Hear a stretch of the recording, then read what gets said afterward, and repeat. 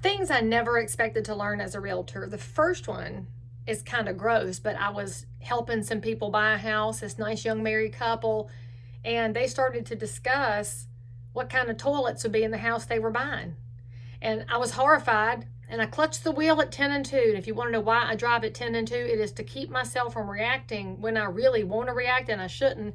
And they proceeded to talk about number two, and I didn't need to know any of that, and I certainly never expected that, because in my pre-licensing class for real estate that Cindy Chandler taught all those years ago, she did not tell me that somebody would have to talk about anything related to their personal business. And so I want you to know as well, one of the other things I never expected to learn as a realtor is that there's a black market for toilets. Now, some of y'all know this, and so you're thinking, oh, Leigh Brown, don't tell all our secrets. So I'm going to have to tell it, y'all. That's what the internet is for. The current toilets that go into a house are low flow, and you can see the gallons per flush written on the equipment right there in front of you. But once upon a time, y'all, there were no limits on gallons per flush, and you could flush one time, and it would take everything away. And so if you're renovating houses or flipping houses, or if you buy some nice older home, do not, repeat, do not toss out that toilet, because somebody out there will pay you good money for it, because then, coincidentally, it might use more gallons on the first flush, but you only have to flush once. And can we finally do that math at some point, that we think it's a savings, but if you have to flush 3 times to accomplish what one flush would have? And I cannot believe I'm talking about this, because I really just wanted to share with you one of the main things I never expected to learn as a realtor, and that is the emotion that's involved in the process. There's no adequate way for any realtor to explain to the public that buying a house does look logical on paper. We ask you to look at the process. We walk you through what to expect with representation and with the offer to purchase, and how the inspection process works, and the pre-approval process, and what loan types are available, and deposits, and all of these details. And then you walk into a property and it's either right or it's not, y'all. I mean, you can walk into the wrong property and you're like, and your realtor, we know that. We feel it. And we say, let's just head on.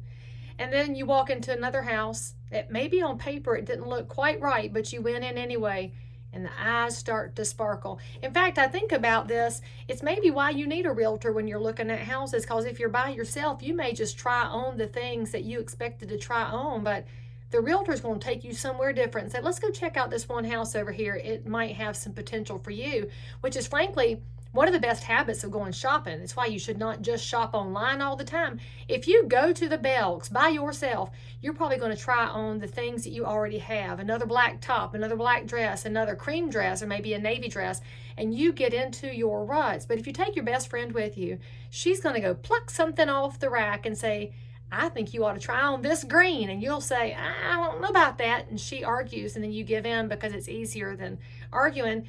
And turns out she was right. That third-party perspective is so valuable. It's one of the main things that realtors bring to the process that they forget to tell the public about, and you don't expect it until you experience it with us.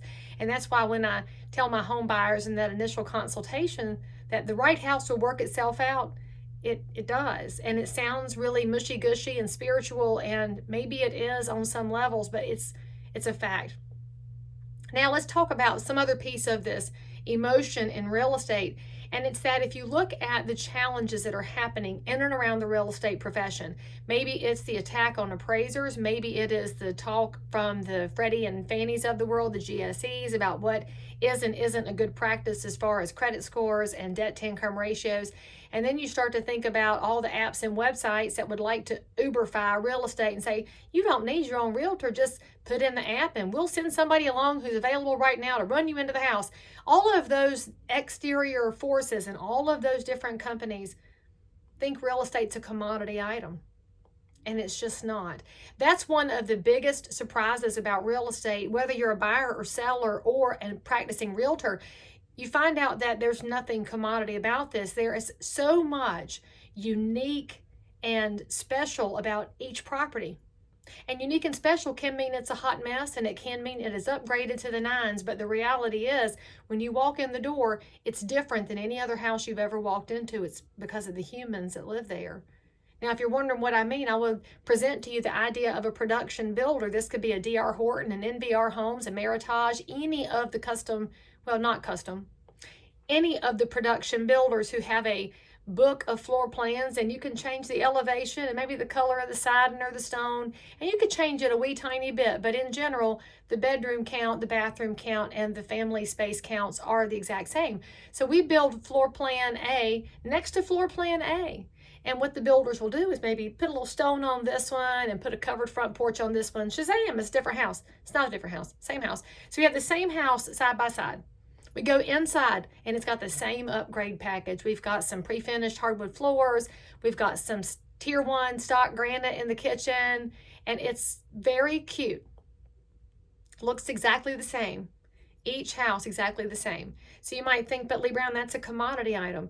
It might be for just a minute, but then each of them has a different human that moves into it, a different family configuration, a different set of dreams and goals, and also different ways that they live in a house. Some people live in a house almost like strangers. They come in and spend the night and go back out. They are traveling, they are working, they are just not home a lot. And then the other neighbor, well, they could not wait to get in the house. They're the ones who cruise into the driveway, open the garage door, go in, close it back, go in, close the blinds, and you never see them again because they are home bodies and they love it. Those are your Netflix and chill people, and they DoorDash because they're not leaving again. Two entirely different lifestyles in the same house next door to one another, and they live in them differently. And those different ways that people live in houses are also sometimes reflected in the way they care for a house. Some people are meticulous about cleaning it, and some people that's just not their priority. And some people are living on Pinterest and they have built a board of how they want the house to look. And some folks say it's fine, it's just fine how it is. And each of those different personalities and different characteristics about how people live can impact the value of a house. All of this to say that when you look at the process going on right now, wanting to take appraisers out of the process so that a computer can determine your value, I hope you now understand why that is a terribly flawed idea, because computers only go so far. AI has big limitations. And if you're wondering why AI has limitations, it's not just because it's a whole creepy concept, but it's because humans are having to do the inputs and humans do the algorithms.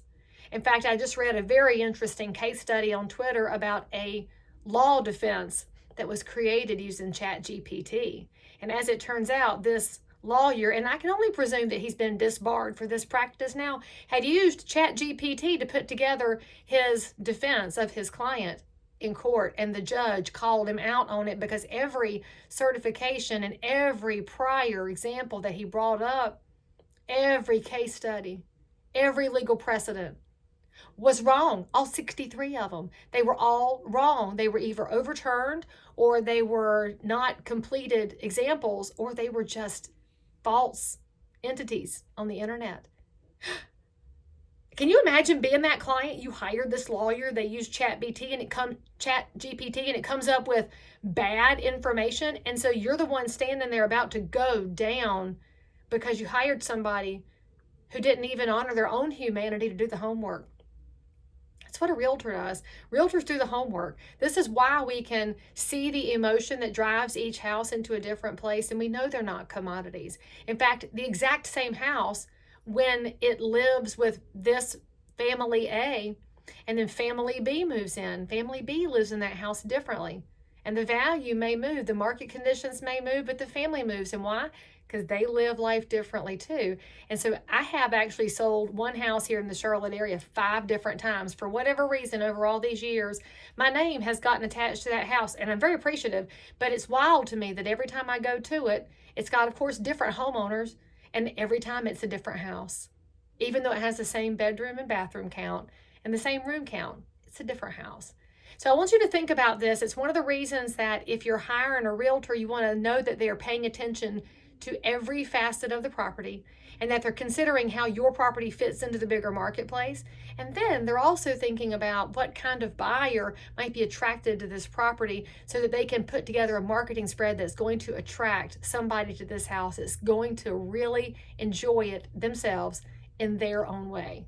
because that's also one of the tenets of what fair housing looks like. It's people want to enjoy real estate in their own way, of course, within the boundaries of laws and decency in any market. You know, you don't want to have nuisance people out there with nonstop loud music at 3 a.m. and 1,000 cars in the driveway. I'm not talking about that. I mean, we just all live differently. And realtors know that every neighbor deserves the opportunity at home ownership and the opportunity to have what we call quiet enjoyment of a property. And that's a good thing. So don't think about houses as inanimate objects that don't have any soul and spirit to them, because they do. And that's why you want to make sure that when you're talking to your realtor, go ahead and be honest with us. Tell us how you live, what rooms are the most important in your life. But to think back to the beginning of this video, please do not tell us any more about your personal activities in some rooms in the house. There's things your realtor does not need to know. And for more information about the buying process or anything about the Concord and Cabarrus County area, click on some of these links. Give me an upvote and a comment, and I'll see you.